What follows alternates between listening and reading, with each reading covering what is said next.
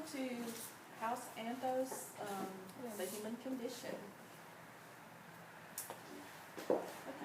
All right, so I guess we'll just start by going over what are some of the base concepts in the book and see how we want to apply them to things.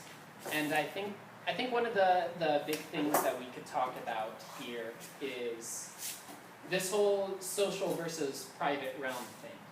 This idea that the social realm is growing and the private realm is shrinking, and it's described very prominently as a negative thing in the book. What do you guys think? Do you think that's good? Do you think that's bad? Do you think it has good and bad consequences? Do you think it's natural? I think it has good and bad. Yeah. The good, I believe in a collective conscience. Okay. That, we all have a common mothering instinct when a child is born. We have a common gasp when we see tragedy across the world and a group of people getting wiped out. Not every single person, but the majority of people. That's society. That's the good part of society, because we feel for other people that, oh, it's so emotional. We feel for other people and have empathy. The bad part is you have people judging you, and you have societal norms, like moving the chairs back. Oh yeah. That was so funny. Oh my God. Yeah.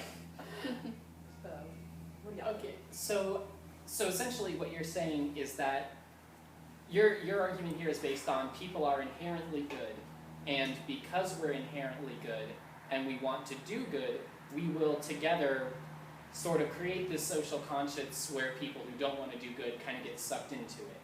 And it sort of streamlines everyone towards our inherent good. Right. So I don't think that's always true. I agree that there is inherent goodness in all people. I wholeheartly believe that. However, I feel like that can really go wrong, and I'm going to pull up... Coney 2012. Yeah. Okay, I'm going to bring up an example that actually happened a few days ago. How many of you know about the dubbed HERO law in Houston? None? Okay, so essentially, HERO, it's an acronym. Don't remember all of it. Should have looked it up because I was planning on using this. Essentially, it was a non-discrimination ordinance in the city of Houston. What it did is it protected people for sexuality, gender identity, race, religion, and veteran status in housing, employment, and public accommodations. So it essentially meant you couldn't get fired, you couldn't get kicked out of your house, or you couldn't be denied public services because of your race, religion, gender, identity, sexuality, or veteran status. So it's a big law. It does a lot of good. I think we can all agree that those are things that a human being should not be kicked out of their house or fired or denied access to public locations for. So, an ad campaign was run to bring it down by popular vote. The ad campaign only focused on one aspect of one of the protections, and that was the idea that protections for public accommodations via gender identity would allow sexually predatory men, me, into women's bathrooms.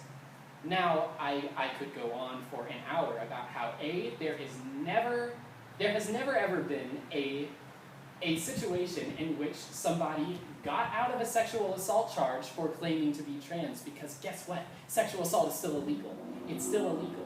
But if I am in a women's bathroom, even in the state of Georgia, that is considered sexual assault no matter what I'm doing, even if I'm just using the bathroom there. So people took this fear-mongering argument that plays to a fear of trans people because we're different, and said it's going to allow sexually predatory men into the women's bathroom.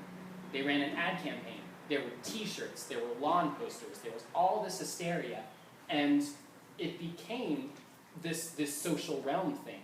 It became part of the social realm, and people got caught up in it, and it appealed to all of these baser fears, but since it was in the public realm, it was okay. It was everybody needs to unite to protect our women kind of thing. And it was ripped down. So now, and that's the thing is, that's not the only thing the law protected. It was race, it was religion, it was sexuality, it was veteran status. None of those things are protected in Houston anymore for housing, for public accommodations, or for employment, simply because of this one thing. And I think that was a situation in which the social realm took down something good. And so it makes me question or doubt the whole, like, that good aspect of it. Because we want to believe it's going towards good. We want to believe we're making progress, but we won't always be. And I mean, all of society in the big picture has not been a linear progression towards acceptance of different people. It has ups and downs. I think we're generally moving up right now, but that same social consciousness that is the same thing that is driving us forward and dragging those who don't want to go forward, kicking and screaming with it, is also the same thing that came in to act in Houston. And I feel like that there's a lot of other instances in which this has happened, i.e. witch hunts. Which, I mean, the word witch was not inherently a bad thing. A witch was just someone who was pagan, but people who wanted Christianity to prevail over paganism took pagan ideas and pagan symbology and pagan words and said, this is actually devil things. This is what the devil is. So every time someone was like, I'm pagan, and you see pagan things, they're like, that's devil things. Yeah, so exactly. Exactly. They just took everything that they didn't like and labeled it as demonic. So things that we think of as demonic, like the pentagram and beings with hooves and horns, are not actually of Christian mythology. They're of pagan. Yeah. I think Puritans. But it's that same thing. That was a situation in which they took the social the social consciousness, the social realm, over the private realm. And of course, there was more of a private realm back then. There's even less of one now. But even back then, they took the social realm, they took the social consciousness of people who are different or bad, and they turned an entire religion and its symbology and its ways and its people into being synonymous with the devil. Right. And they killed a lot of people about it. They killed and burned a lot of people by manipulating the social conscious, because in that situation, when you don't have a private realm, you can't really break away from that. And they did have a private realm back in it. Like, we have more of a social realm now. So I think in a sense,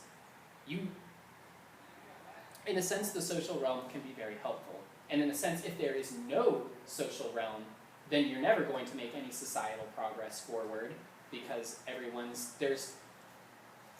don't know about that. Actually, I don't like the fact. I'm changing my mind as I speak. I don't like the fact that the social realm has grown. I mean, I think Rocha touched on this in class about how we base our we feel more lonely now because we see everyone having friendships and then last night, I don't know if you guys have heard about this, but have you guys heard of that app called Periscope, where now you can literally video what you're doing for people to watch on the stream, anyone can watch it, your friends or whatever.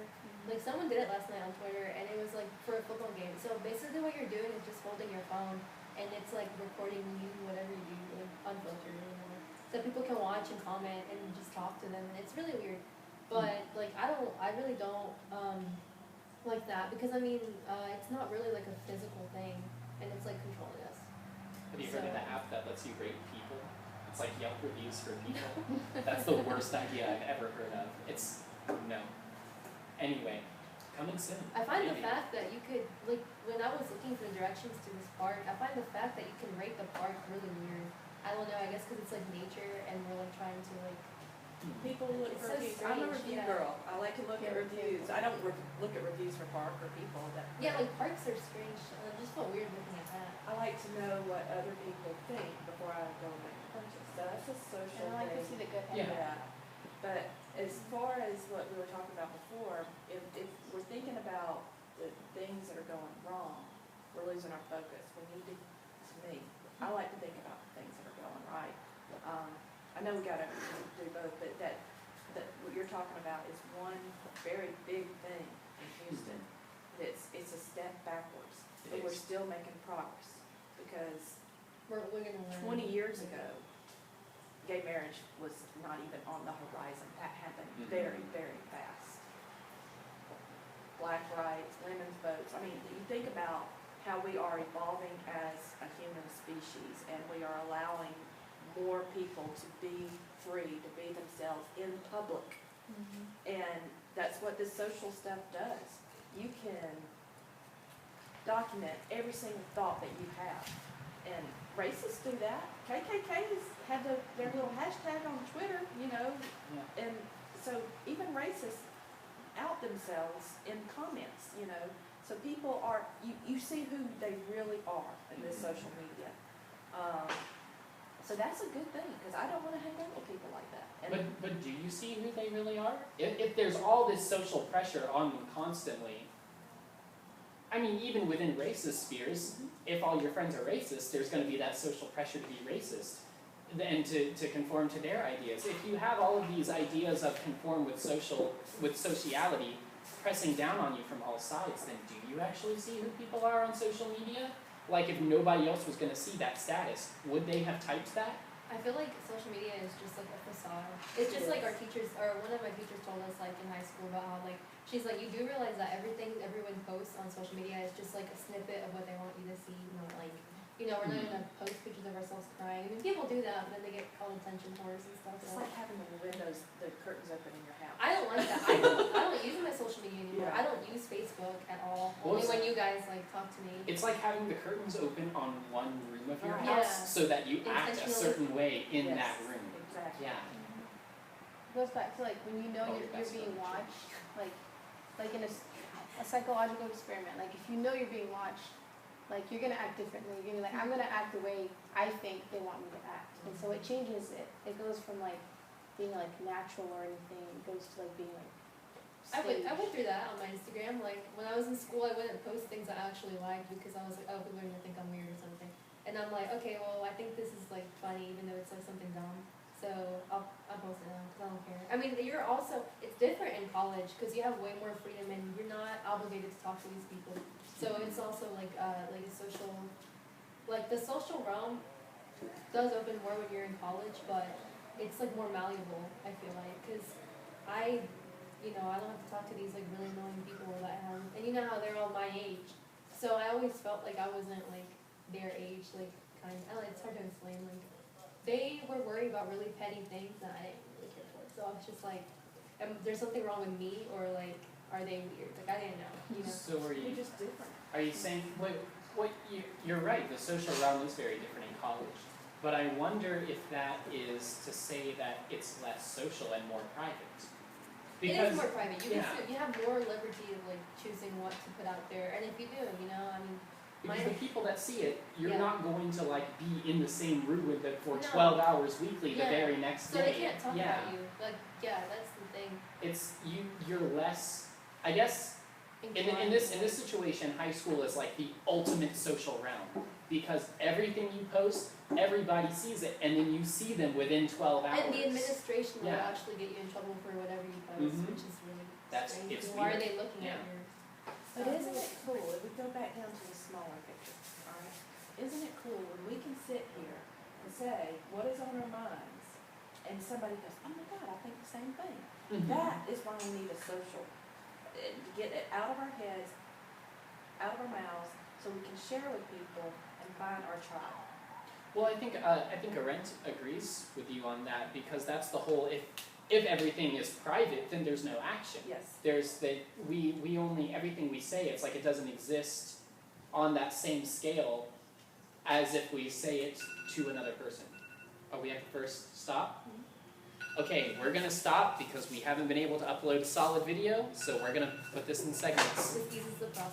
Tune in next week. Next minute. Next minute.